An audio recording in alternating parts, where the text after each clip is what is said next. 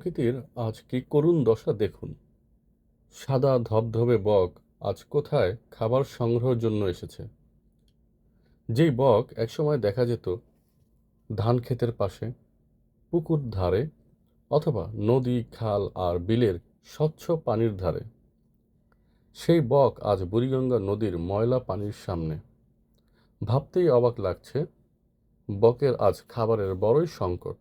দেখুন সাদা বকগুলো ময়লা পানি লেগে কেমন হয়ে গেছে। যে বকগুলোকে একসময় ধবধবে সাদা দেখা যেত। দর্শক দেখুন, এই দিকটা দিয়ে পয়ঃনিষ্কাশনের পানি বেরিয়ে আসছে, আর বকগুলো এইখান থেকেই খাবার খুঁজছে।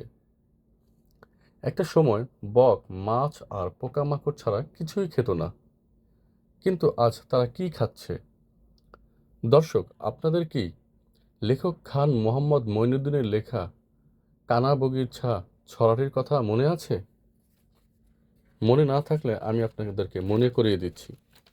ওই দেখা যায় তাল গাছ, ওই আমাদের গা, ওইখানেতে বাস করে কানা বগিরছা। ও বগি তুই খাস কি, পান্তা ভাত চাস কি? পান্তা আমি খাই না, পুঁটি মাছ পাই না, একটা যদি পাই অমনি ধরে গাপুস গুপুস খাই। কবি খান মোহাম্মদ মঈনুদ্দিন যদি এই দৃশ্যটি দেখতেন, তবে সে হয়তো এটা মেনে নিতে পারতেন না, কেননা আমি নিজেই মেনে নিতে পারছি না। তার ছড়ার মাধ্যমে বকের খাবারের যে বৈশিষ্ট্য, সেটা সে তুলে ধরেছিল। বক যেন তেন খাবার খেত না।